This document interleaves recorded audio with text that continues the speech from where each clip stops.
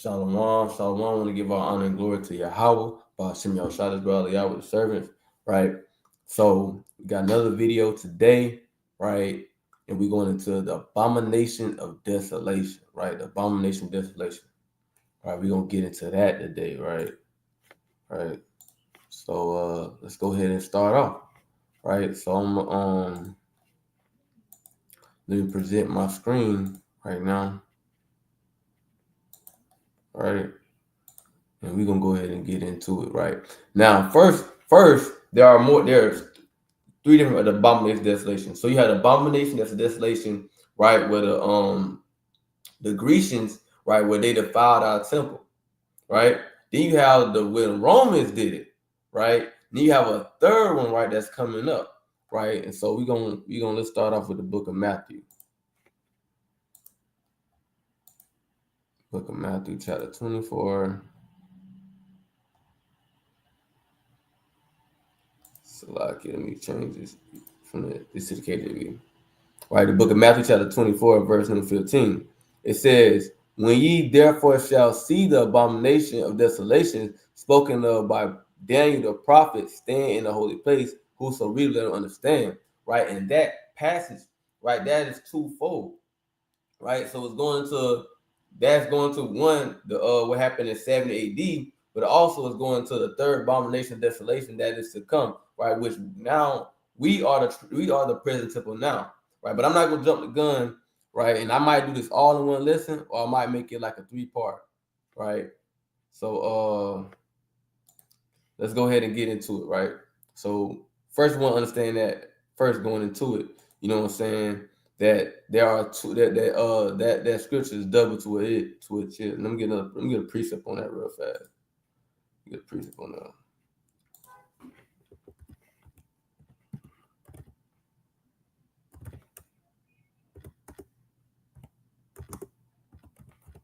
Get a precept on that real fast so you can understand that when you read a scripture, sometimes it can be it can have more than one meaning to it, right? More than one meaning to it. Let me get a precept and get that in the book of Job.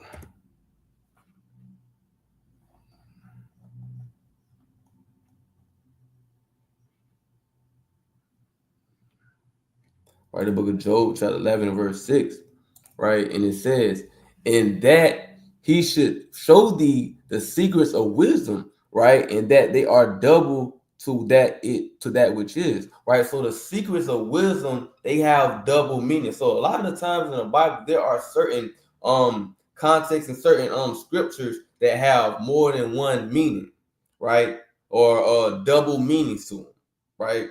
So for instance, there are times in the scripture where Babylon's talking about the Neo-Babylon Empire, but then there's it's double to being it's also talking about the Babylon America now, right? So some scriptures they have double meaning, right? Like sometimes it'll be talking about Nineveh, right? And it was talking about Nineveh, the destruction of Nineveh that happened to actual Nineveh, right? But also, right, it could be talking about America as well, right? And so forth and so forth. Like, for instance, America is also referred to as Egypt, right? Even though there was actual Egypt as well, right? So when it comes to the scriptures, sometimes they just have double meaning, right? So there's 3 abomination desolations, right? But we gotta go to the first abomination desolation. First, we gotta get all that. We gotta get all that. So we're gonna get into all that, right? So we're gonna go into the first abomination desolation, right? So we can go to the book of Daniel, chapter 8, right? The book of Daniel, chapter 8, right? And it says, "In the 3rd year of the reign of King Belshazzar, a vision appeared unto me," right? "Even unto me, Daniel, after that which appeared." So Belshazzar, this is going now. This is still the time where you got the Neo-Babylon Empire, right? And it's coming. This is coming to an end, right? Right. It says, "And I saw the vision, and it came to pass when I saw that I was at Susan in the palace, which is in the province of Elam. And I saw in a vision, I was by the river Ulai. Right. Then I lifted up my eyes and saw, and behold, there stood before the river a ram which had two horns, and the two horns were high, but one was higher than the other, and the higher came up last. Right. So what is now? What this ram? This ram is the Persians and the Medes. Right. So the Persians and the Medes, they are the ones that take down the Neo-Babylon Empire, right? And I want to show y'all something too, right? What is I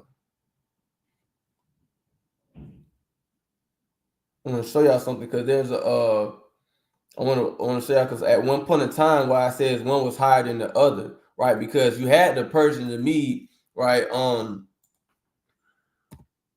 The Persians and the Medes. Hold on, let me see if I can find it in this document. So you had the Persians end up overcoming the Median Empire, right? And I want to get that.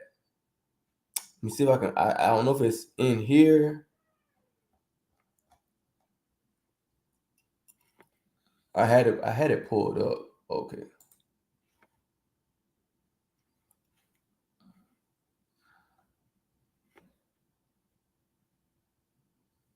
All right, so let's go. Let's go to here. Is this the same one?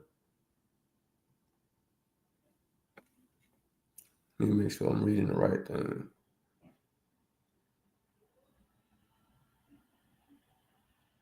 No,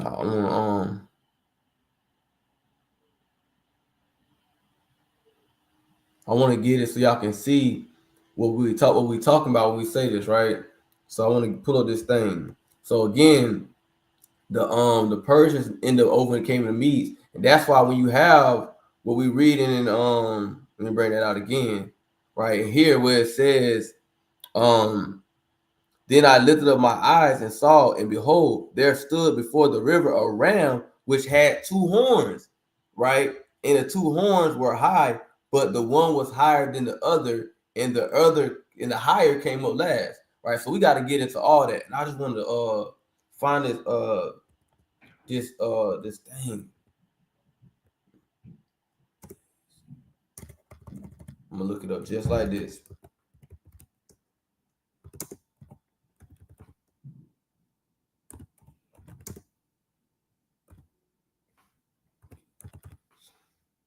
See what they pull up. See what this pull up.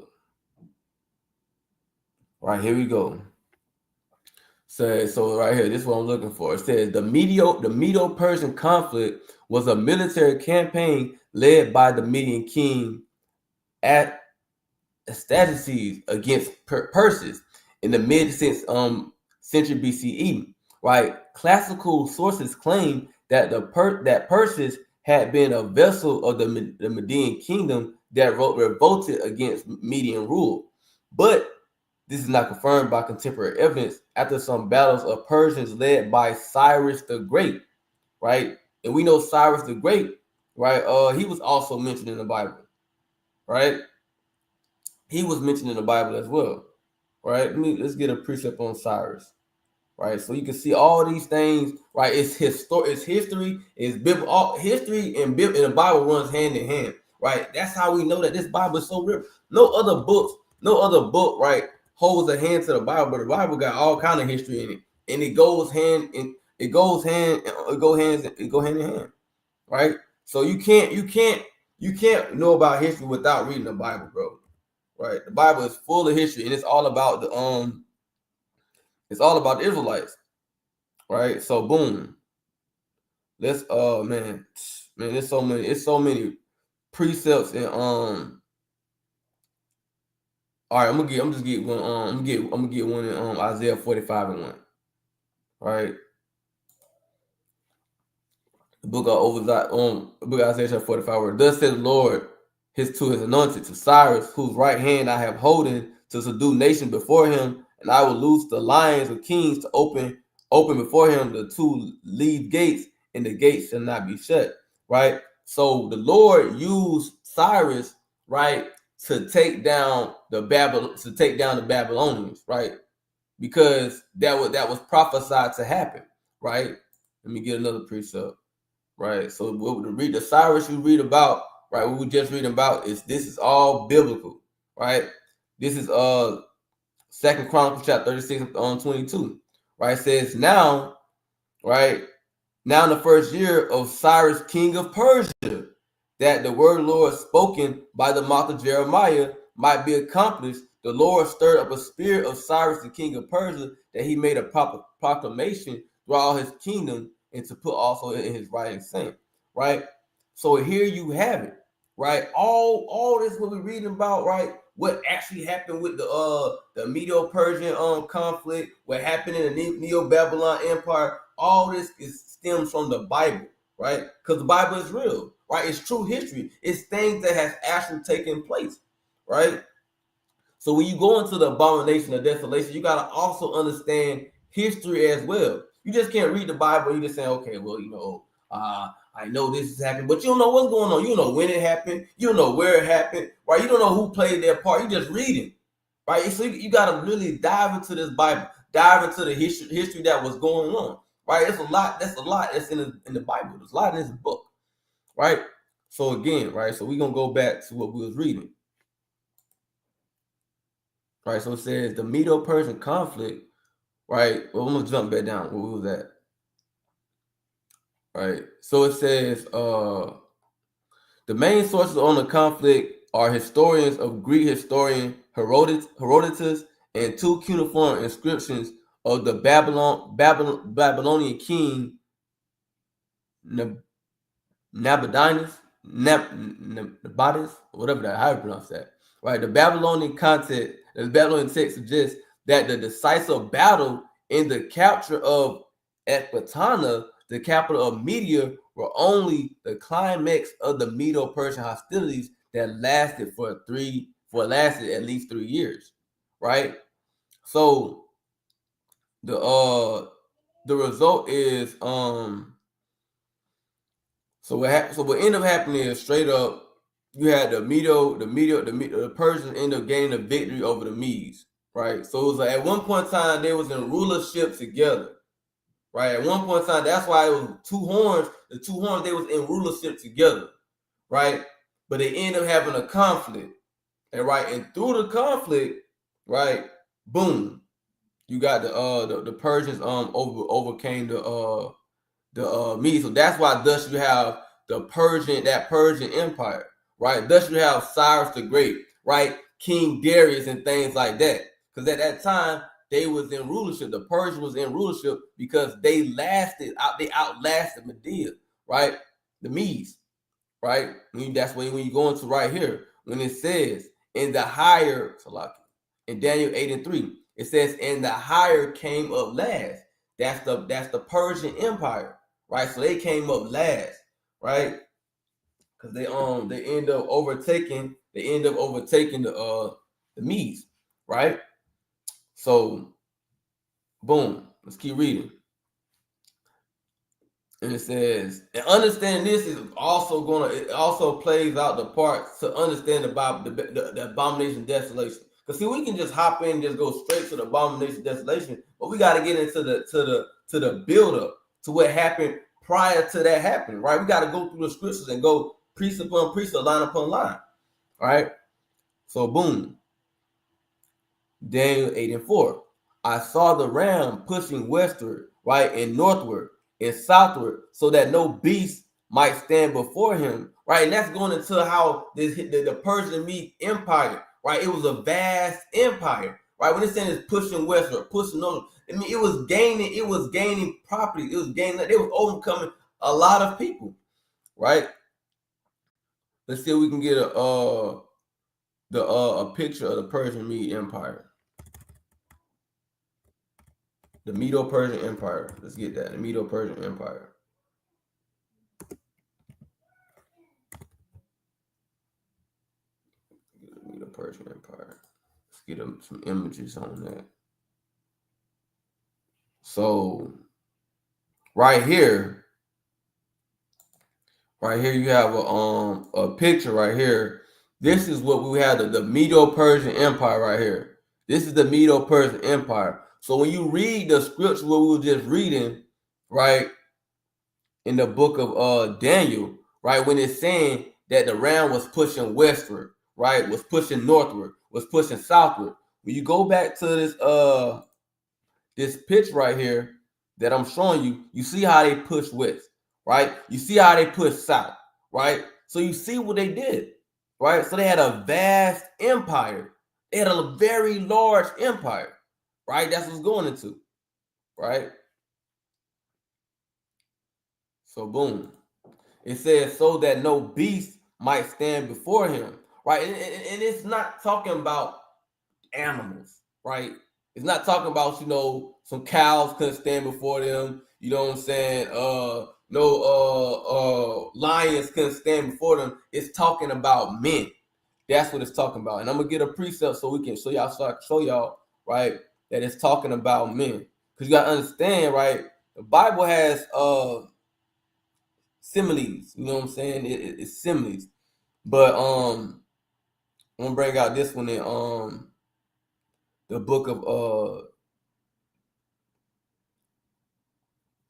of Psalm chapter 73 and verse 22. Right, Psalm 73 and 22. So foolish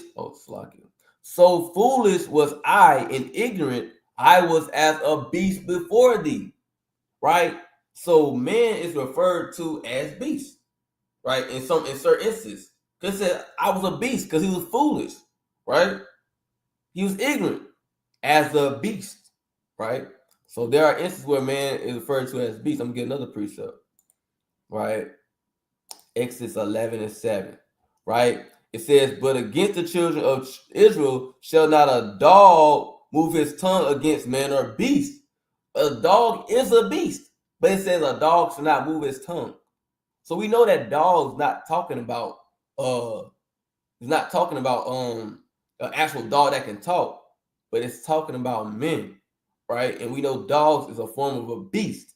So here you have men are sometimes referred to as beasts, right? So you got to understand that the Bible to be able to understand different contexts of the Bible when it's actually talking about something that's literal, but when it's actually talking about something that's figurative, right? And I'm gonna get another precept to show you that sometimes the Bible it speaks with similes and things like that, right? So we're gonna go to the book of Hosea, chapter 12, verse 10. It says, I have also spoken by the prophets, and I have multiplied visions and used similitudes by the ministry of the prophets. So sometimes the Lord he used similitudes, right? And he's in the Bible, right? So I just want to bring that out, right? So let's keep going, right? And Daniel chapter 8, right? And it says, neither was there any that Daniel 8, we at Daniel 8 and 4 right now. Neither was there any that could deliver out of his hand, but he did according to his will and became great. And that's why we have this picture right here of the Medo-Persian Empire. It became great. It was huge. It was one of the biggest empires of its time, right? Because see, the Neo-Babylon Empire wasn't that big. So when he pushing forward, pushing this way, he pushing that way, he was expanding the empire, right? So they expanded the empire, right? So let's go back to we want Daniel chapter 8 and verse 5. And I was considering, behold, and he goat came from the west on the face of the whole earth and touched not the ground, right? The goat had a notable horn between his eyes, right? It says, and he came to the ram that had two horns, which I had seen standing before the river, and ran into him in the fury of his power. Right? So, boom. What is that talking about? Who is that talking about? Right? We're going to get into that. We're going to go into that. But that's we're going to get into that. This is a Grecian Empire. Right? That horn is Alexander. Right? It's the Grecian Empire, and that's Alexander. Right? Right there. Right. So it says right here. So we going into it says the Battle of Guagamela, right? It says also called the Battle of Arbela, right? Took place in 331 BC between the forces of the army of Macedon under Alexander Great, right? These are the Grecians, and the Persian army under King Darius III, right? So this where you have the Persians, right? Now they going at it with the Grecians. You see what I'm saying? So that's where you have this going on here. With a ram, right? He runs into the the gate runs to the ram. I mean the goat runs to the ram, right? And so he came in and he came to the ram that had two horns, which I had seen, right? He ran into him with all his fury and his power. So he came and he brought all his forces. He brought all his might, right, to bring destruction to the Persians, right? It says, I saw him come close unto the ram, and he was moved with choler against him and smote the ram and break his two horns, right? So he broke down the Medo-Persian Empire. He broke down the Medo-Persian Empire, right? And the reason why they call it the Medo-Persian Empire is because the Medes came first and the Persians came last. It literally has it in the name. It has it in the name, right? It says, and there was no power in the ram to stand before him, right? But he cast him down to the ground and stamped upon him, right? And there was none that could deliver the ram out of his hand, right? So there you have it, right? And that battle that really like this ended it for them, that really just took them out, was the Battle of Guatemala, right? That was that one, right? That was that one. That was that one, right? It says, we're going to read it. It says, it was the second and final battle between the two kings and is considered to be the final blow that took the Achaemenid Empire, resulting in its complete conquest by Alexander, right? So that's what happened. That was the final blow. So boom, there we go, right? Right, and all this is coming to a point. All this is coming to a point, right? So we're gonna keep going, right? It's right here. It's Daniel chapter 8 and verse 7. Yeah, we have 7. It says, and I saw him come close unto the ram, and he was moved. Or no, Slack, you on verse 8. It says, therefore the he goat waxed very great, and when he was strong, the great horn was broken, right? For it came up to four notable ones toward the four winds of heaven, right? So that's going into at the death of Alexander, right? Because Alexander, he ended up dying, right? Let's just go to it. And after these things, this first Maccabees, and all this is very biblical. What they talking about is all biblical, right? This first Maccabees, right, which is a part of the Apocrypha, right? It says First Maccabees chapter 1 and verse 7. It says, I'm gonna start at verse 5. Number 4. He says, and he gathered a mighty strong host and ruled over countries and nations and kings who became tributaries unto him. This going to Alexander. He says, and after these things he fell sick and perceived that he should die. Wherefore he called his servants, such as were honorable and had been brought up with him from his youth, and parted his kingdom among them while he was yet alive. So Alexander reigned 12 years, and then he died. Right? So that goes into the Dionysian, right? That's what's going to, right? When Daniel chapter 8, when it says the four winds, that's going to his four generals. That's what it's talking about, right? Let's pull this up.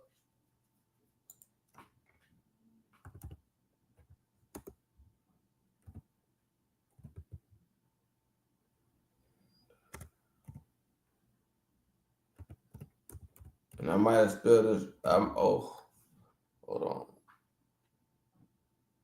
Right here. All right. It says the Dialdichi. Right. So you had this is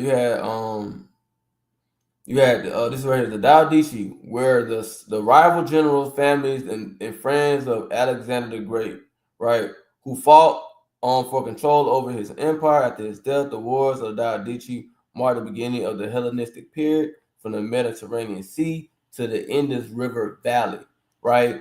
And so the ones you have in there, you had Ptolemy, you had Cassander, right? You had Lysimachus, right? You had Seleucus, right? That's who you had. Seleucus, Lysimachus, right? Cassander, and Ptolemy, right? So they make up the Dialdichi, right? So there you have it, and that's going into what it says, the four winds of the heaven, right? That's what it's talking about, right?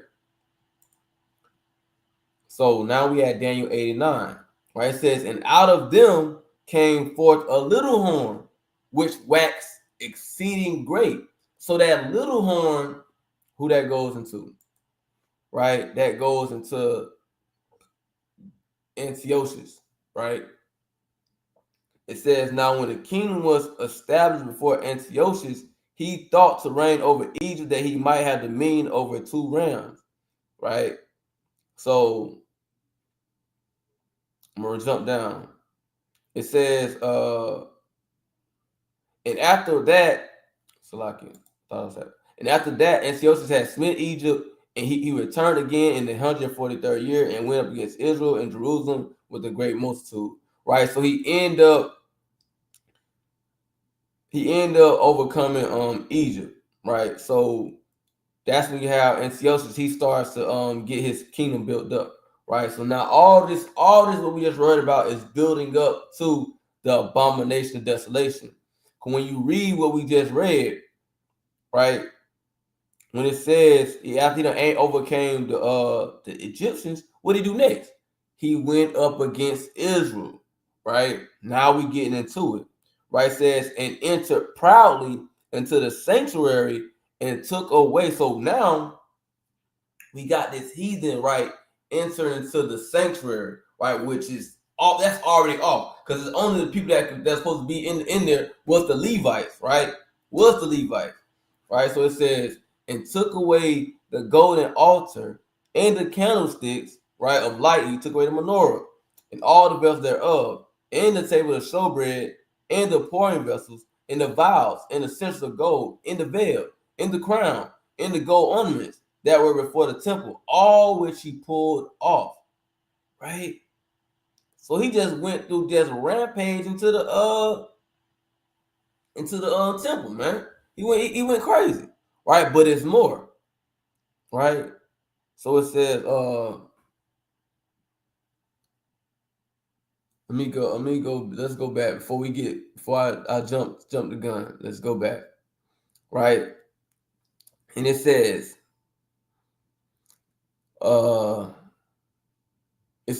we had Daniel chapter 8 and we had verse 10. And it says, I'm gonna read verse 9. It says, and out of one of them came forth a little horn, which waxed exceeding great toward the south and toward the east and toward the pleasant land. Right? And where is that pleasant land? Pleasant land is Israel, where we dwell at. Right? It says, and it waxed great, even to the hosts of heaven, and to cast down some of the hosts and of the stars to the ground and stamped upon them. Who is the stars? Who is the stars? The stars is the Israelites, right? The stars are Israelites. Let's go to Daniel chapter 12 and 3. So we can go into that. Daniel 12 and 3.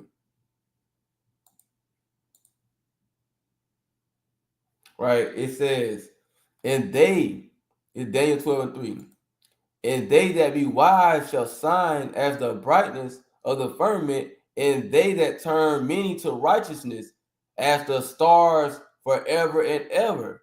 Right? And we know the only people that turn the people to righteousness is the Israelites. We the only one that's in this truth. We the only one that knows the law, statutes, commandments. We the only one that preach the true gospel, right? Turning what it says, many to righteousness, right? We the only person that's doing it. So-called white men not turning nobody to righteousness, right? If anything, he's turning people to wickedness. The Arab man ain't doing it. The Chinese man ain't doing it, right? They not doing it. But the so-called black, Hispanic, Native American, they are the only ones that's waking up the Israelites in these last days through the spirit of Yahweh Shem Yahweh Shah. They the only ones, right? So it says, as the stars are forever and ever. Right, let's get another precept. Right, Revelation 12:4. Revelation 12:4. It says, and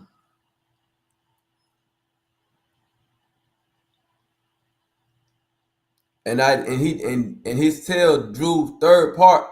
So like it says, and his tail drew the third part of the stars of heaven and did cast them to death, to the earth. And the dragon stood before the woman, right, which was ready to be delivered to devour her child as soon as it was born, right?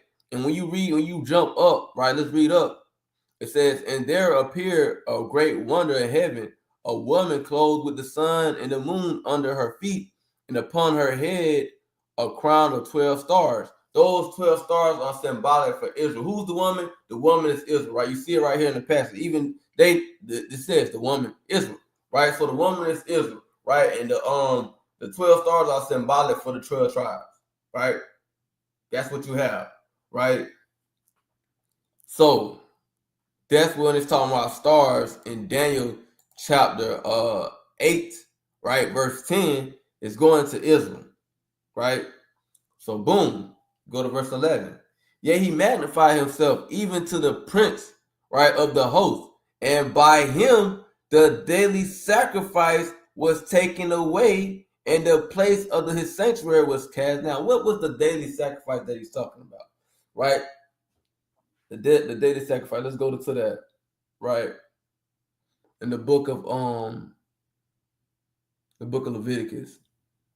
Right, I mean we go to Numbers. We go to Numbers. Numbers chapter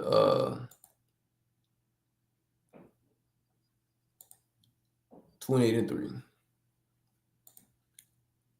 Numbers chapter 23 says, it's like Numbers 28 and 3. And thou shalt say unto them, this is the offering made by fire, which ye shall offer unto the Lord, right?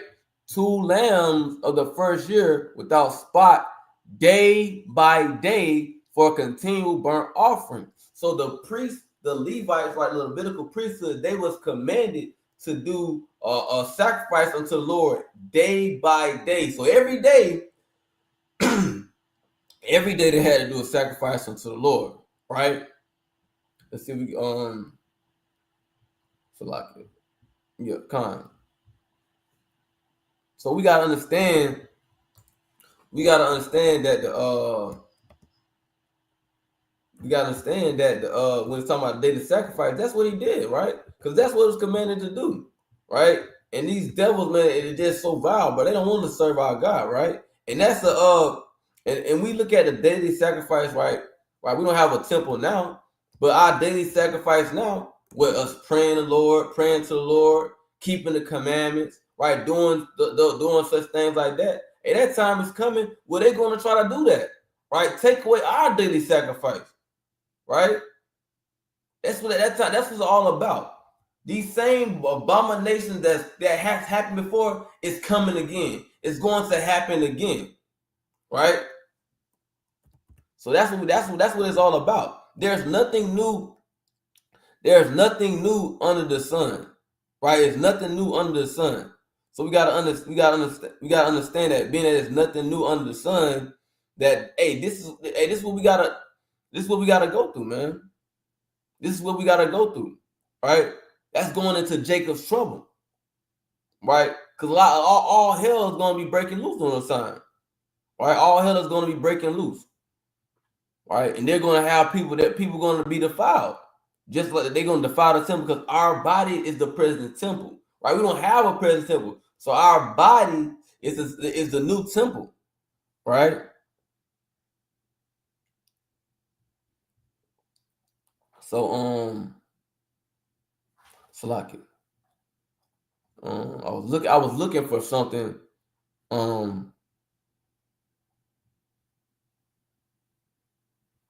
I was looking for something. I was looking for a precept.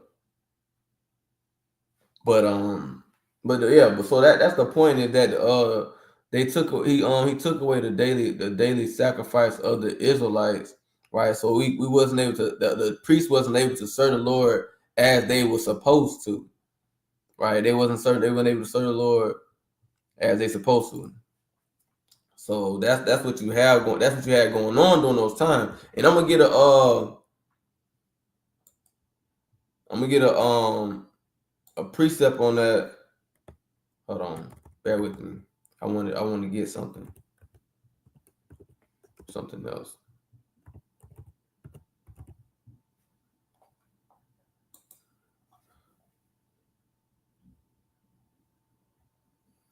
Get something else.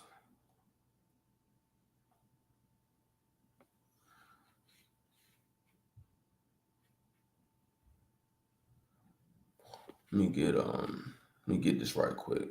I want to get just some more precepts on this so we can understand, you know what I'm saying, what was going on during those times. You know what I'm saying? I'm gonna do this the book of Hebrews, and I'm gonna show y'all this in the New Testament too. It says, and every priest stand up daily ministering and offering oftentimes the same sacrifice, right, which can never take away sins. So you had the priest daily ministering, which means serving, right, and offering sacrifices to the Lord, right? And so in Daniel chapter 8, right, when it says the daily sacrifice was taken away, that's what it's talking about. But that same thing again is going to happen again, right? Right, it says, in the place of his sanctuary he was cast down, right? And a host was given him against the daily sacrifice by reason of transgression, and it cast down the truth to the ground, and it practiced and prospered, right? And it said it practiced and prospered because it was so much wickedness that was going on, right? Wickedness increased. The wickedness increased during those times, right? So let's go to it. What it's talking about when it say this right here in Daniel, when it says, and he was taken, it was the daily sacrifice by reason of transgression. All right, let's go to this. Salaki. First Maccabees. All this comes together, right?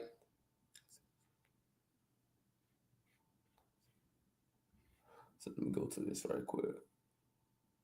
All right, let's go to it. It said this First Maccabees chapter 1 and verse 41. Right? It says, moreover, King Antiochus wrote to his whole kingdom that all should be one people, and everyone should leave his laws. Right? So all the heathen agreed according to the commandments. So he set up things where everybody need to just leave their laws. Leave y'all whatever laws y'all was keeping, leave them alone. Let's all just be one people. Let's all just be one nation. Right? Isn't that time coming? Right? Where they having a new world order? Right? That same spirit, right? That Antiochus had going on, same thing going on. Right? We gonna have all that new world order thing, right? Where everybody gonna be on the same. But they're gonna attempt to have everybody on the same page, right? Doing the same thing, right? And then I think it's on a dollar. On a dollar that in the Latin, it on your dollar on your let's see if we can look that up. Let's see if we can look that up. Show y'all, man, this thing get crazy, yo. New World Order.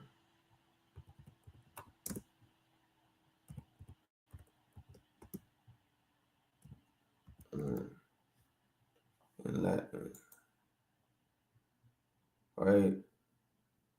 Right, there you go. It's not this sign, or I'm sorry, y'all. This says Novus Ordum, whatever that means, whatever that is. Right? That right there is on the dollar bill.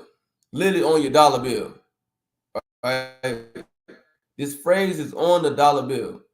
Right? Let me see on the dollar bill. They got to pull up. They're gonna put up on the dollar. There it is, right there on your dollar bill. Right here, right there. That's on your dollar bill. New World Order. That's what that means. And it's on your dollar bill, on your American dollar. And look at that. And it's madness, man. Talking about that God we trust. Pure madness. But there you have it. Right? New World Order. Right? So it's letting you know, right, what time it is. Right? So the same spirit that Antiochus had going on, man. That's what they had. That's what they got. That's what's coming, man. Right?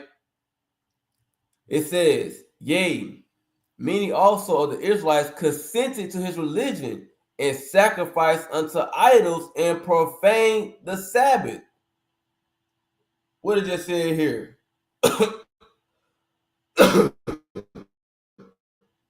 And against the daily sacrifice by reason of transgression. Right? To the ground. And we know this Bible and the scriptures, that's the truth. Right? He cast to the ground. Put the truth out, man. And look what they did. It says they consented to his religion. Hey, what's going on right now? Right? You got people that consent to Christianity, consent to being a Muslim, to idolatry, all kind of stuff. Right? And that's only going to get worse. When in the time of the third abomination of desolation, that's when it's going to be at a heightened state. We're going to have people going to all different manner of religions and ideology and doctrines rather than the truth. Right? You're going to have that same thing going on. Right? You're going to have people sacrifice idols. You're going to have people profaning the Sabbath. This was all coming. Right? In the third abomination of desolation. Right? So let's jump down.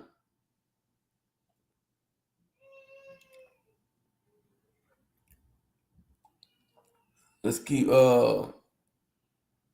Let's jump to verse. But you keep reading how we reading. But we're gonna go to verse 46. It says, and pollute the sanctuary and holy people. What we talking about right there? What is talking about right there? Right? It says right here. Yeah, he Salakia. And a Salakia. I'm bad, let me show the screen. And a host was given him against the daily sacrifice by the reason of transgression, and it cast down the truth to the ground. And right, so here you have it, right? The daily sacrifice, what we just read, right? Salakia, verse 47. Verse 46. And pollute the sanctuary, set up altars and groves and chapels. Salakia. Set up altars and groves and chapels of idols, and sacrifice swine's flesh and unclean beasts. Foul. Abomination. Abominable. Right? Let's go to the law. Right? Let's go to the law. Let's go to the law. Let's go to Leviticus. Chapter 11. Right?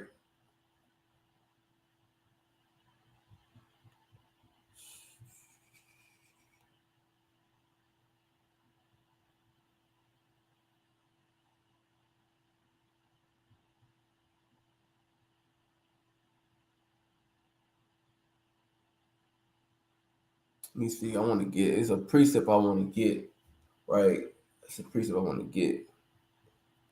Dang, had no way. God dang, okay. All right. Let me get this right quick.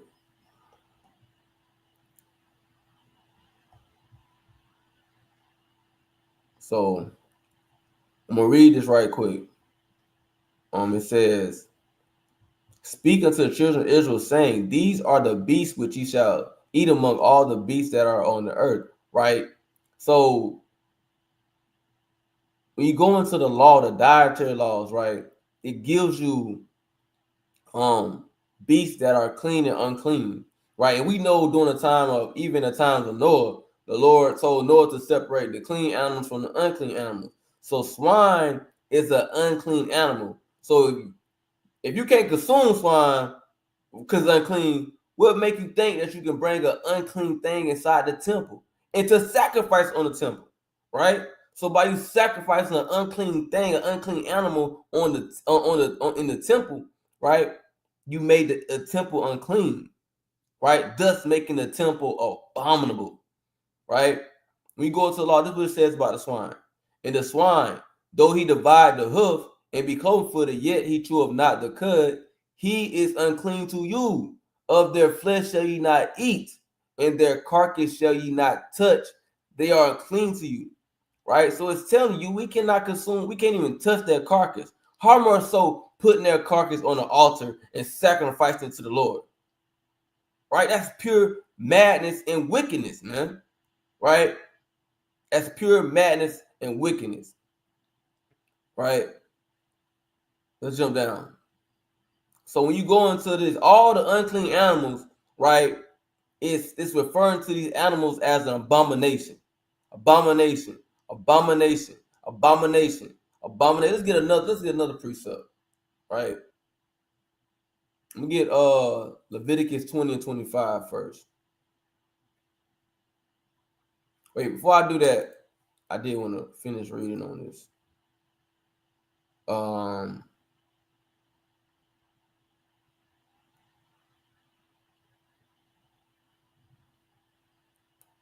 So first of all, let's go into this right quick. Let's go into this. Let's go to Leviticus 11:32. It says, "And upon whatsoever any of them, when they are dead, doth fall, it shall be unclean, whether it be any vessel of wood or raiment or skin or sack, whatsoever vessel it be, wherein any work is done, it must be put into water, and it shall be unclean unto even, so it shall be cleansed." Right? And every earthen vessel whereunto any of them follow, whatsoever it is in it shall be unclean, ye shall break it.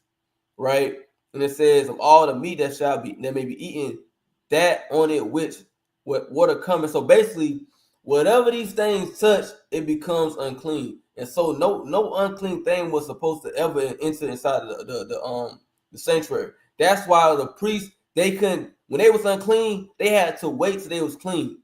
Right? When they had when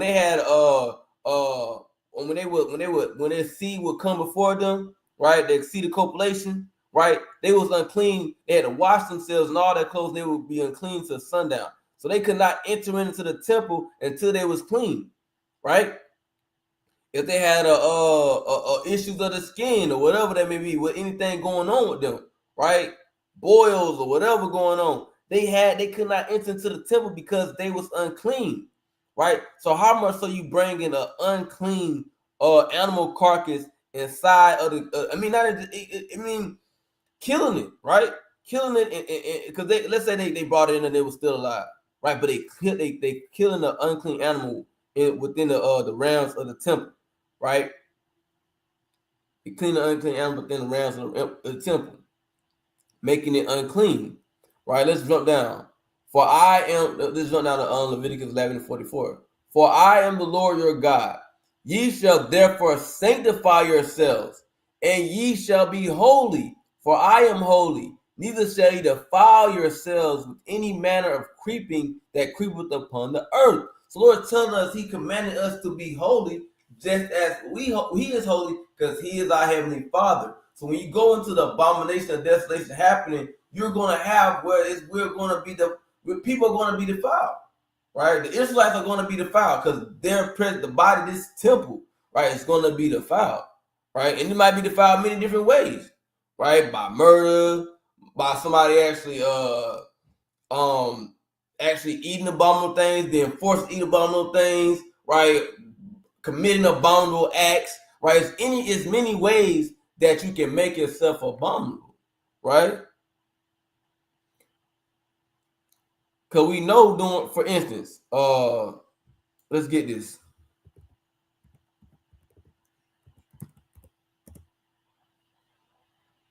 Oh my gosh, I spelled it wrong.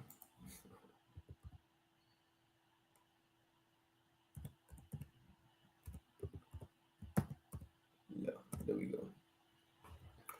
All right, let's go to Leviticus chapter 18, verse 22. Leviticus 18 and 22 tells you. So it's not just by eating unclean things, right? And I'm gonna show you how you can make yourself. I'm gonna show you how you can make yourself vulnerable. So I'm gonna go there in Leviticus, but it says Leviticus 18:22.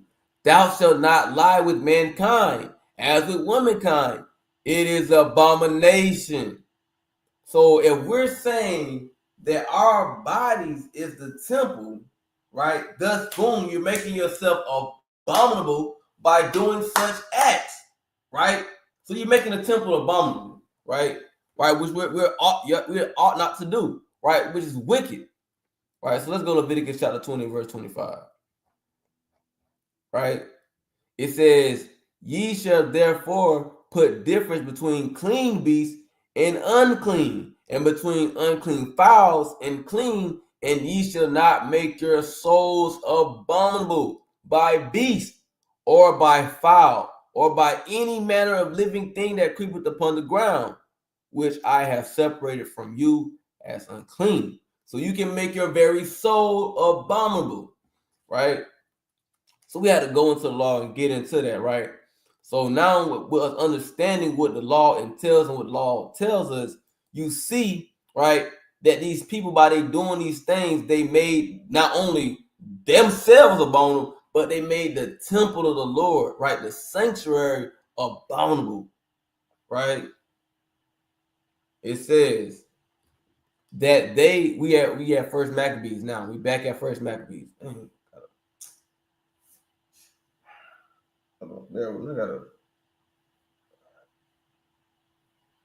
Okay. So boom. We at First Maccabees chapter 1 and verse 48. And they that should also leave their children uncircumcised and make their souls abominable with all manner of uncleanness and profanation, right? And that goes against what we're saying, right? You had the first abomination, desolation, what we're going into now, right? When they were sacrificing swine's flesh on the altar, right? Then you got this is all done by the Grecians, right? Antiochus Epiphanes, this wicked dude, right? So-called white man. Then you got the one that's by the Romans, right? Then you got another one. And guess who's in rulership right now? The same people. The same people it's the same people.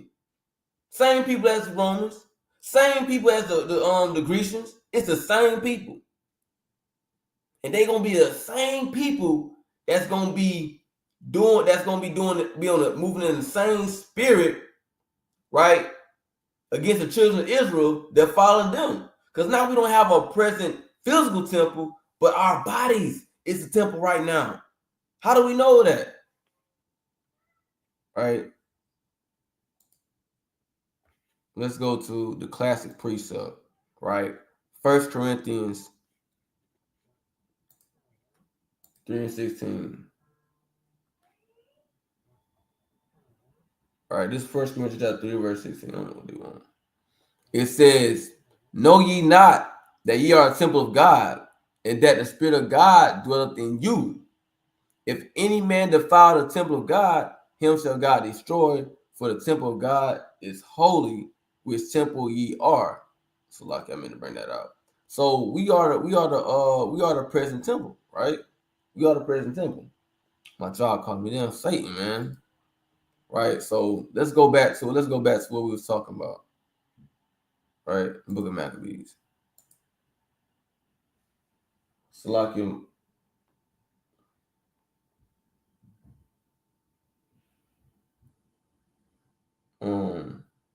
Damn plantation calling, man. What I'm trying to do a live, man. Madness. Right? It's just Satan. All right, so let's get back to it.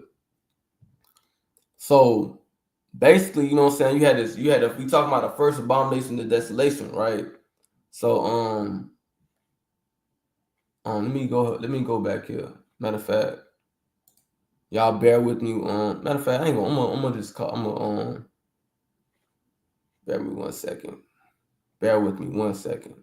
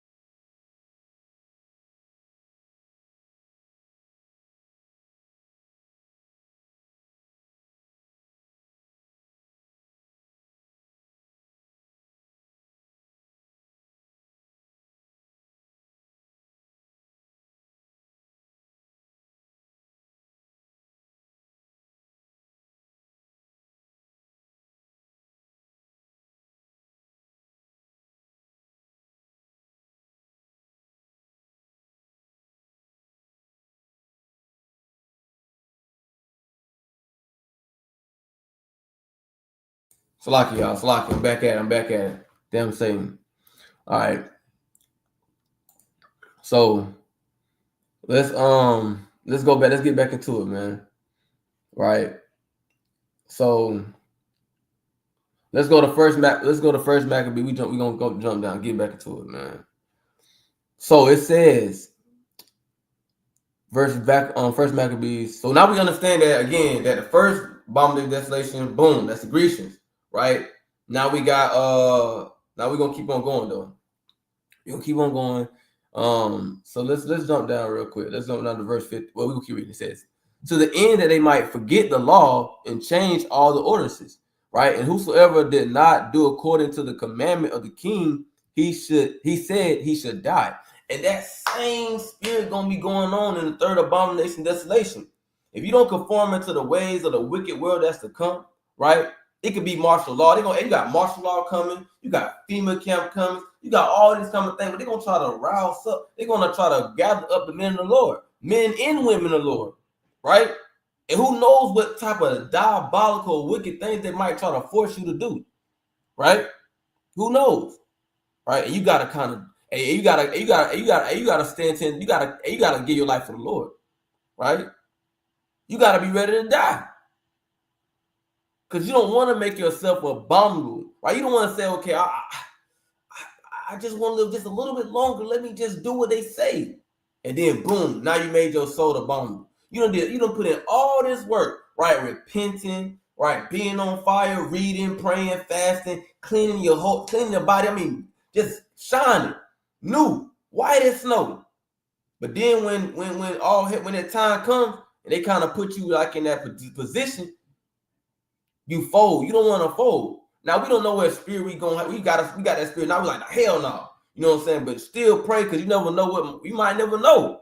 So you want to pray that Lord continually to keep that spirit on you, to keep that spirit in you, to where you don't fold, right? Because we got people they saying, I ain't gonna do that jump. You gotta remember, Peter denied Yahweh, right? And he was like, I ain't gonna do that. And Yahweh like, you gonna do that. And when it happened, when the cock crowed, what happened? He denied Lord 3 times, right? So with that being said, we don't know what type of spirit we're going to have on us then. But pray that Lord put that spirit on you to not choose to do the things that these wicked nations going to want you to do, right?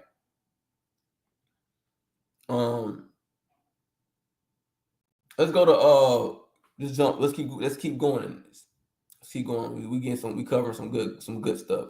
In the same self manner wrote he to his whole kingdom, right? And appointed overseers over all the people, commanding the cities of Judah to sacrifice city by city. Then many of the people were gathered unto him, to wit, everyone that forsook the law. So they committed evils in the land, right? And drove the Israelites into secret places, even wheresoever they could flee, right? For secure, right? So it's saying, hey, you know, the Israelites, they was going in secret places, right? Abomination, desolation, the third abomination, that's that same thing going to be happening, right? How do we know? Man, it's because at first we know that there's nothing new under the sun, right? But I'm gonna get a couple of precepts, right? But I'm gonna get, matter of fact, and what's so crazy, the same thing was happening in the second abomination, the second abomination of desolation. Same thing was happening, right? But right. Let's just. I ain't gonna jump. We almost there. We almost get into the second one, right? We almost there, right? But I'm gonna stay on course. But we gonna mention that again because the same thing happened, right? Right, it says this book of first, and then we know that this happened before. Right, it said 1 Kings 18:4. For it was so when Jezebel cut off the prophets of the Lord, that Obadiah took 100 prophets and hid them by 50 in a cave and fed them with bread and water. Right, so that's gonna be the same thing, just like how in Jezebel. Jezebel had that spirit. Hold on, my jaw caught me again. It's Satan, man.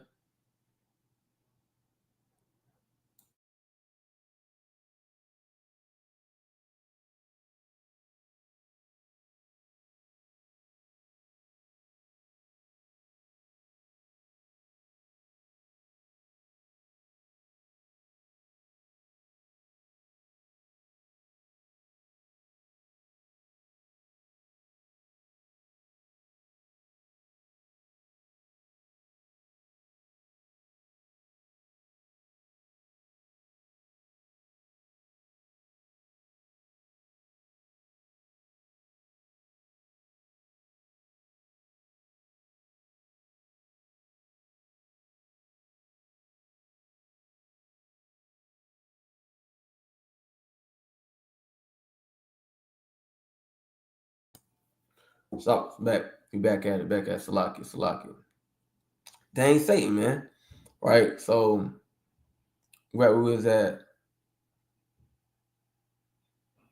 First Maccabees, right? Oh, we was at First Kings, right? So we was at First Kings. So just like how Jezebel, she had that spirit,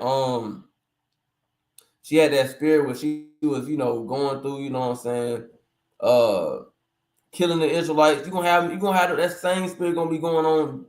Then they're gonna be trying to take us out, right?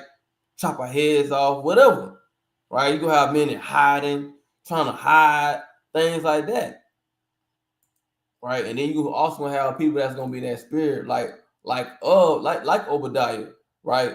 That's gonna be taking care of the men of the Lord, men and women too. You know what I'm saying? Making sure they can eat and things like that, right? But I'm gonna show y'all something in 2nd 15, like how it says that they had to flee in the secret places, right? I'm gonna show y'all how that's gonna be us coming up, right?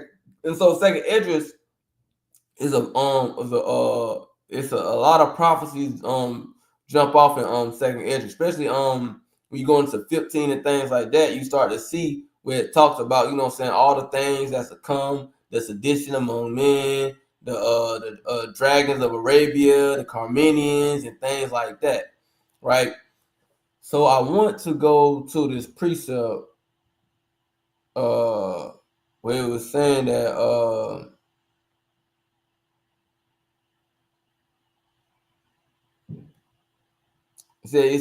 basically it was saying that we're gonna be a pilgrim upon the earth. Now I want to bring that out to you so you can understand when a pilgrim, and they always on the move. And they always on the go, right? They always on the go, right? So let's get that.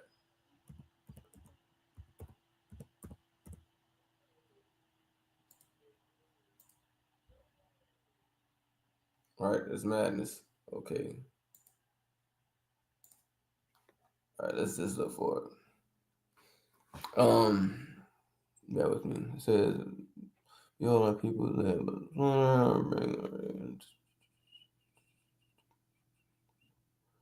this man is going to see for the destroyed houses." Slovakia.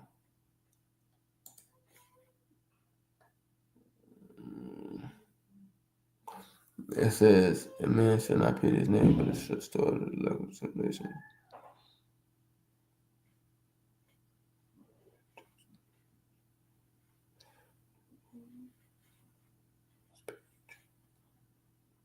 Dang, bear with me. But when you read it though, it does talk about, you know what I'm saying, we're gonna be as pilgrim upon the earth, right? And that's all I was trying to that's what I was trying to look for. But I mean that'd be crazy, bro. When you be trying to find a precept, it don't pop up like that. That's crazy. You say, man, I'm gonna find this.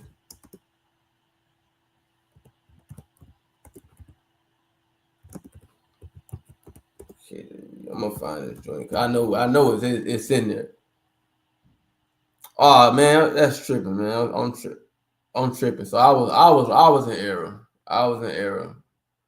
I was in error. It was 16. That's on me. That's on me. Salakia, y'all. It was 16. 16 and 40. It says, "O my people, hear my word. Make you ready to thy battle. And in those evils, right, going into the abomination, desolation, Jacob's trouble, all those things going on, right, be even as pilgrims upon the earth," right? So we're gonna have to be as pilgrims upon the earth, man. So we're gonna have to be on the move, right? So that same spirit that you had going on, right, when it says that the Israelites going into their secret places, that's going to be going on. So same kind of same spirits that was going on in the first abomination, desolation, the second abomination, desolation, it's also going to be going on in the third abomination of desolation. You're gonna have men getting destroyed, right? Men having to die for the Lord, right? Because of all the manner of wickedness. You have people that's gonna be folding, right? Just like you had Israelites back then, they didn't care. You have that some same spirits on the earth right now, right? And so you have all these things going on, man. All these different things going on, all these same spirits going on, right? So let's go to First Maccabees chapter 54. Let's keep on reading, right? This is on the First Maccabees chapter 1, verse 54. It says, "Now the 15th day of the month Caslu, in the 140 and 50 year, they set up the abomination of desolation upon the altar," right? And builded altars. So there you have it. The first abomination of desolation, right? There you go, right? Now, let's go back to Daniel, right? We just read it. Let's go back. Let's go back to Daniel chapter 8, and now we have verse 13. Then I answered one saint speaking, and another saint said unto the certain saint which spake, How long shall be the vision concerning the daily sacrifice and the transgression of desolation, to give both the sanctuary and the host to be trodden underfoot? And he said unto me, unto 2,300 days. He said unto 2,300 days, then shall the sanctuary be cleansed. Right? So here you have it, right? That you got the abomination of desolation going on, right? That's the first abomination of desolation, right? So now we about to keep going into this, man. Right? Let's go to the second Maccabees chapter 6 and verse 2. Right? Going into the first abomination of desolation.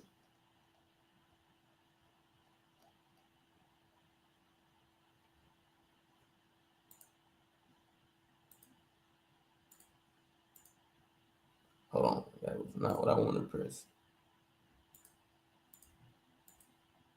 Right, the second Maccabees chapter 6, verse 2.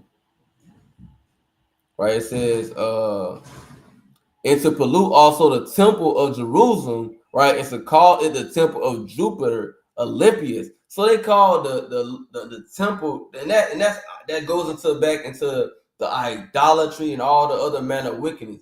To call our temple a name after their gods, right? Judah and Olympus, those are Greek gods, right? And it says, and that in Garazim of Jupiter, the defender of strangers, as they did desire that dwell in the place. The coming of in this mischief was sore and grievous to the people, for the temple was filled with riot and reveling by Gentiles who dallied with harlots and had to do with women within the circuit of the holy place, right? Besides that, brought in things that were not lawful. So you had people freaking off in the temple with women and bringing in unlawful things. It was just a lot going on. So thus you have the first abomination of desolation, right? Now, when you go into this, in the third abomination of desolation, you're going to have the same type of things going on. People freaking off this way and that way, dealing with unlawful things, right? Committing unlawful acts, right? Right, and that's the soon to come, the third abomination of desolation, right? So let's go back to what we was reading, right? Let's go to Jeremiah chapter 44. Let's go to Jeremiah chapter 44. Getting these precepts in. All right. Let me make this one. I'm gonna do this one.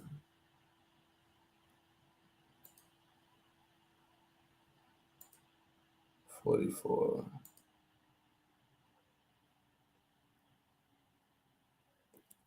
Jeremiah 44:4 says, "Howbeit I sent unto you all my servants, the prophets, rising early and sending them, saying, Oh, do not this abominable thing that I hate." So the Lord hates abominable things. So you don't want to be in the spirit where you're committing abominable acts or acts that are considered an abomination, which will be men with men, women with women, eating unlawful things, right? Because those make your soul abominable, right? Idolatry, right? Different things like that. All these things make you abominable, right? So thus don't be abominable because the Lord hates it, right? So Lord hated what happened here, right? This, that, right? So much. So you don't want to do this, right? Now let's go back. Let's go back to some more precepts. We're getting more precepts, right? Now, as we get these precepts, right, we're going to transition into the second abomination, desolation, right? Daniel, go to the book of Daniel, chapter 11 and 30. It says, for the ships of Shittim shall come against him. Therefore he shall be grieved and return and have indignation against the holy covenant. So shall he do. He shall even return and have intelligence with them that forsake the holy covenant. Right? So you're going to have people that's going to forsake the holy covenant, right? And you don't want to forsake the holy covenant, right? You're going to have people, right? That's in this thing right now, man. Right? They're gonna sell out. Right? They're going to forsake the holy covenant, right? They in this thing right now, they got their fringes on, you know what I'm saying? They keeping the Sabbath day holy, they keeping the high holy days, right? But then when that pressure comes, right? When that time comes, and they gonna forsake the holy covenant, right? And you don't want that to be you. So we gotta make sure that we praying, being diligent, and praying the Lord be merciful to us, and that He continue to put that spirit of us, the spirit of righteousness upon us, right? That we don't forsake the holy covenant, right? Because you don't want to be a sellout. You don't want to be a person that sells out this truth. That say, I can't do this no more. I want to live, right? You know what I'm saying? I don't want to go on the guillotine. I don't want this. I don't want that, right? You don't want to be the person that forsake the holy covenant, right? Let's keep going.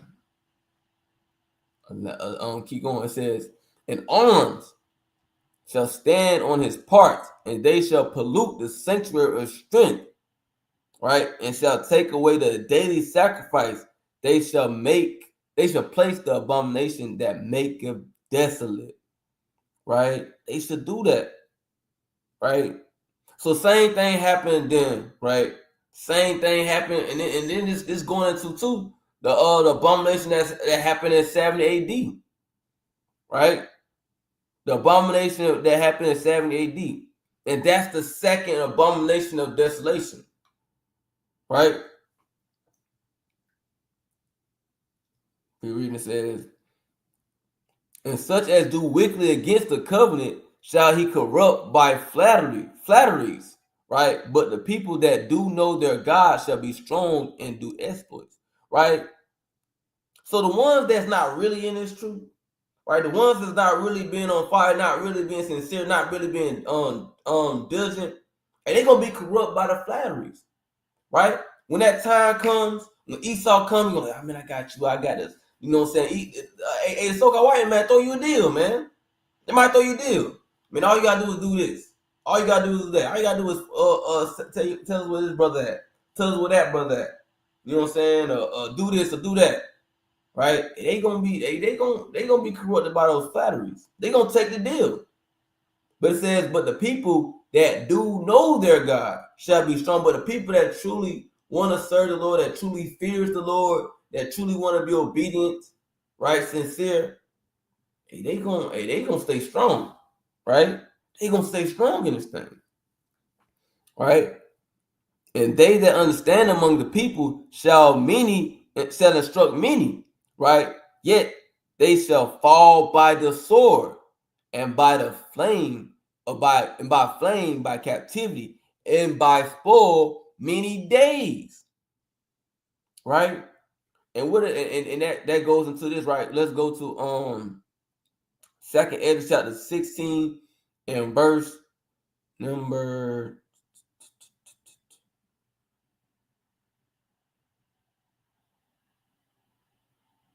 right, here you go. And it's all going into the abomination of desolation, right? Jacob's trouble, the third one we're talking about now, right? But these same things happen in the first abomination of desolation, because righteous people was killed, right? Destroyed, right? In the first abomination of desolation, happened as well in the second abomination of desolation, right? Now it's gonna be done in the third. Well, let's read this second Ezra chapter 16 and verse 68. For behold, the burning wrath of a great multitude is kindled over you, and they shall take away certain of you and feed you, being idle with things offered unto idols. Right? It says, and they that consent unto them shall be had in derision and reproach and trodden underfoot. So the people that consent into the ways of these wicked nations, these heathens, right? And they're gonna be in derision, and they're gonna be for reproach, and they're gonna be trodden underfoot. For there shall be many in every place, and in the next cities a great insurrection upon those that fear the Lord. So this is what's gonna come. It's gonna be a great insurrection, all right, upon people that fear the Lord. It's talking about you Israelites, right? Us out here, we wearing the fringes, putting away the pork, the shrimp, the crab, the lobster, right? Not smoking, not doing no manner of evil, trying our best to strive for perfection, right? Those people, hey, this is gonna be a great insurrection upon those, right? It says they shall be like madmen, sparing none, but still spoiling and destroying those that fear the Lord. Did we not just read this in Daniel chapter 11, right? Verse 33. Let's read it again. It says, and they that understand among the people shall instruct many.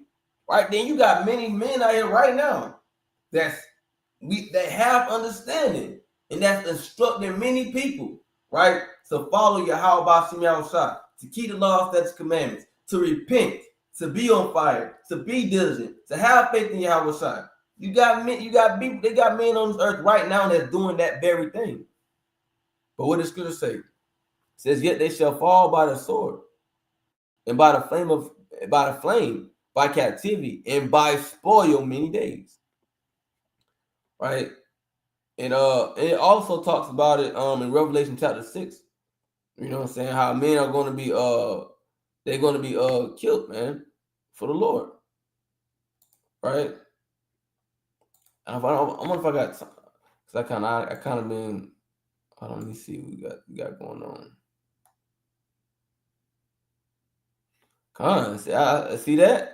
Said the Olympian Golden Cup was mentioned today. Also, Olympics in California, the Golden Cup was for American nation. See that? So you see what's going on, man. They got the same spirit. They got the same spirit going on, man.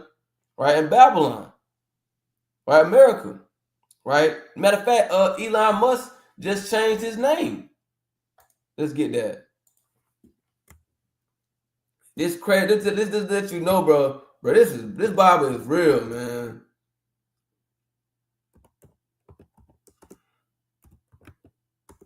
Hey, man, this crazy, y'all. This, bro, check this out. You cannot make this up, bro. You cannot make this up, bro. And Elon Musk, he's one what you would consider an elite, right? One of the top men of America. And look what he changed his name to. The tech billionaire Elon Musk updated his X formerly known as Twitter, and changed his name from Elon Musk to Kikis Maximus. This is a Roman name. But these people are letting you know who they are. They letting you know what's going on, man. They letting you know what's going on, man. This stage is being set right now. The stage is being set.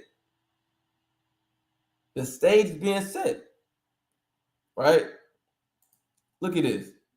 Hold on. Look what they put out. Look what they did. Come on now. Look what the picture they put up.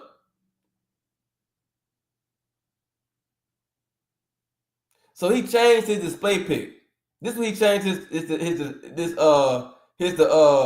this is his profile picture now.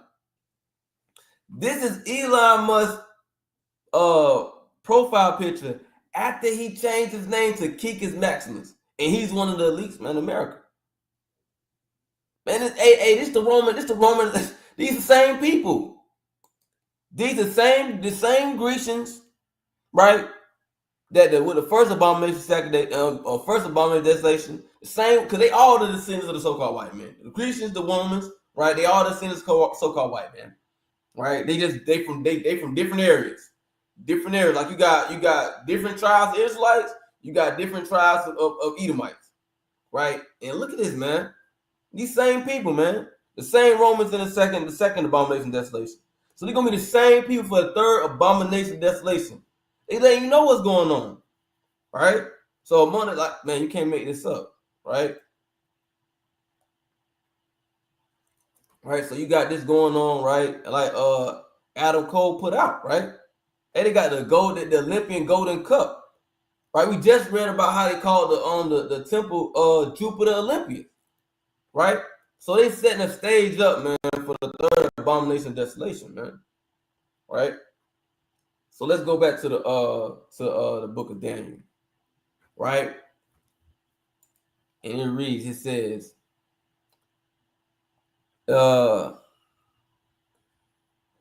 right, it says, Daniel 11:34, and now when they shall fall, they shall be hoping with a little help, but many shall cleave to them with flatteries, right? It says, and some of them of understanding shall fall, right? To try them and to purge and to make them white, even to the time of the end, because it is yet for a time appointed, right? Let's keep going. It says some of them, and some of them of understanding shall fall. So some people understanding, and they gonna fall, right? Some are gonna fall, but not everyone, right? It says, let's start right there. Let's get some more precepts. Let's go to 2 Maccabees chapter 6 and verse 5. Right? It says, neither was it lawful, right? I'm gonna read verse 5. It says, the altar was filled with profane things which the law forbiddeth. And we went into the law earlier, right? By the certain things that certain animals that you cannot deal with. Right? It says, neither was it lawful for a man to keep Sabbath days or ancient feasts or fast, or to profess himself at all a Jew. So those same things is going on, right? That's those same things. Now, right now we have the liberty. We can say, I'm an Israelite, I'm a Hebrew Israelite. But there's gonna be a time to come where you're not gonna be able to do that. Where you're not gonna be able to say, well, hey, I'm an Israelite. But you better say it. You know what I'm saying? Cause we can't fold in those times, right? But there are some men that's gonna fold. That's gonna stop keeping the Sabbath day, right? That's gonna stop calling themselves Jews, right? So let's go to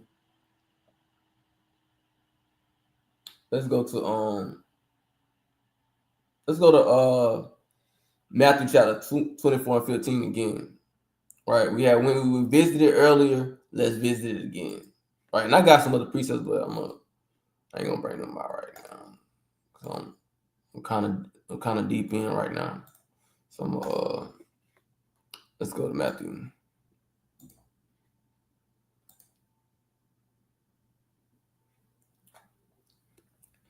We'll go Matthew chapter 24 and verse number 15 again. It says, when therefore shall ye see the abomination of desolation spoken of by Daniel the prophet stand in the holy place, whoso read let him understand. Right? Now, so let's go to Micah chapter 5, verse 5. Remember, I told y'all that the scriptures is double to which is. Well, the scriptures tell you that. Right? Scripture, the precepts is double to which is. So we talked about the first desolation. We got to go into the second abomination. Right? It says, make sure this straight. Okay. Micah chapter 5, verse 5. It says, and this man shall be the peace when the Assyrians shall come into our land, and when ye shall tread in our places, our palaces, and then shall we raise up against him 7 shepherds and 8 principal men. Right. So we want to we want to bring this out. It says, and this man shall be the peace when the Assyrians shall come into our land, and when he shall tread in our palaces. Right, because Jerusalem was treaded down. Right, Jerusalem was actually besieged. Right, if you go into it, we're gonna go into that right now. Let's go into that where the Romans besieged Jerusalem.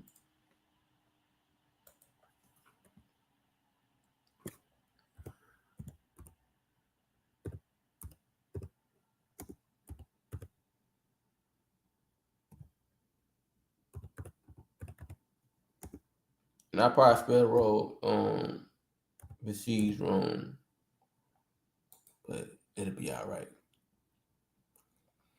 So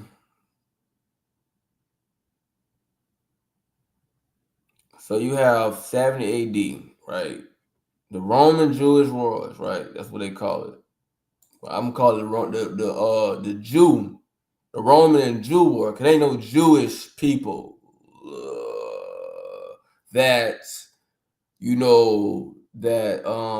was Jewish people and stuff, But yeah, the Roman Jew war, the Roman Jew war, right? I ain't gonna speak too much on that, but y'all know what I'm talking about. The siege of Jerusalem, right? 70 CE says was the decisive event of the first Jew-Roman wars, right? In which the Roman army led by future Emperor Titus besieged Jerusalem, right? So Jerusalem was besieged, so they tread down our palaces, right? And let's go to Luke chapter 19, verse 42. Right, and in these times, right, when you got all hell breaking loose, man, when you got all these things going on, remember that you gotta look to your how about Shem Yahushua, man. You can't look to many of these times that's to come. Look to the Lord, right? It says, this is the book of Psalms chapter 121 verse 1. I will lift up mine eyes unto the hills from which cometh my help. So when you see all these things going on, all these murder, death, and great, all kinds of stuff going on, man, you gotta look to the Lord. You just gotta look to the Lord. All right, let's get another one. Psalm 50 and verse 15. It says, and call upon me in the day of trouble. Psalms 50 and 15. And call upon me in the day of trouble, I will deliver thee, and thou shalt glorify me. So we got to make sure that we look into the Lord and call upon him when all these things are going on. Because he's the only one that can save you out of these things that's going on in the earth right now. That's the Most High, the only one that can do it. Can't trust him, man. Can't trust nobody but Yahweh Shem Yahushua. All right. So let's go into Luke chapter 19. Luke 19 and verse 42.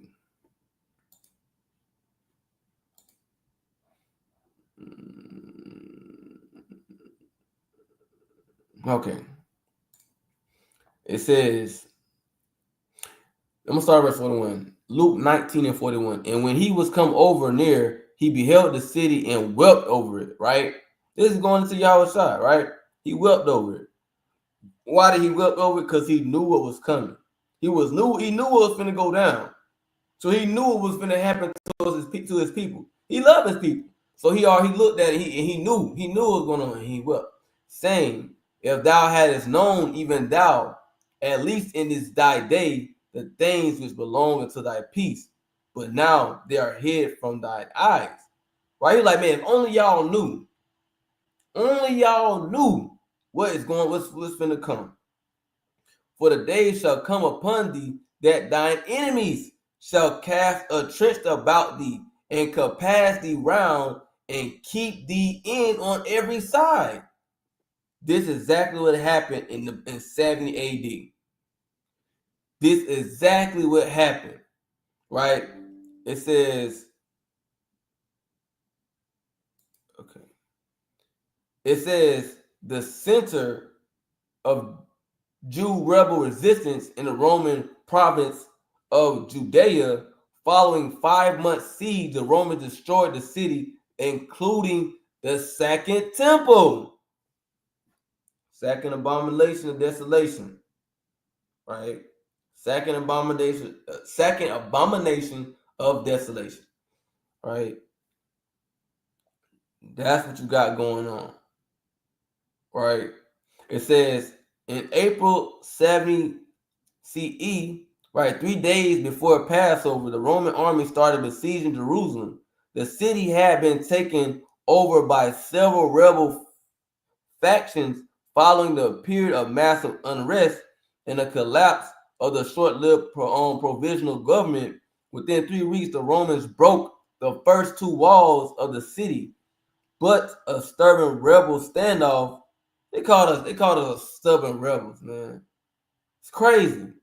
Prevented them from penetrating the third and thickest wall, according to Josephus, a contemporary historian and the main source of the war, right?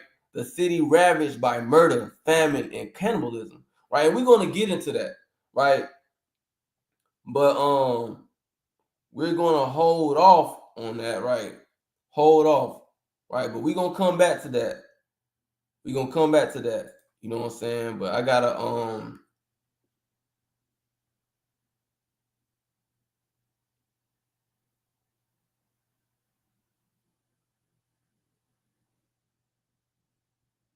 that's madness. That's madness, Adam Cone. That's crazy what they tried to put you in, man. That's a crazy situation. It's a crazy situation. I ain't even gonna lie to you, bro. That's wild. You know what I'm saying? There's nothing wrong with communion. You know what I'm saying? But what the other part you're talking about, yeah, they wilding. But I'm gonna call this short. So this is gonna be part 1, and then Lord willing, I'm gonna do a part 2 of the Abomination Desolation. Part 2, right? So right now we done talked about the first abomination desolation, and then we're gonna dive into again, right, the second abomination desolation. And as we were talking about the first abomination desolation, the second, we're also relating to the third, which is to come, right? So we kind of touched on that right there. I'm on Lord willing, we're gonna do a part 2. We're gonna do a part 2. So I'm gonna get like a closing precept, and then I'm gonna close out. This Psalm chapter 50 and verse 22 says, now consider this you that forget God, lest I tear you in pieces and there be none to deliver. Right? So don't forget the Lord these days, and don't forget the Lord when all hell breaks loose. Don't forget the Lord when the enemies is on your neck and they telling you to fold, when they trying to force you to eat wicked things, right? Don't do it. Right? Don't turn your back, Lord. Don't forget the Lord. And Lord willing that this lesson's edifying through the Spirit. Want to give all honor and glory to Yahweh Shem Yahushua. Shalom. Kwame Shalom.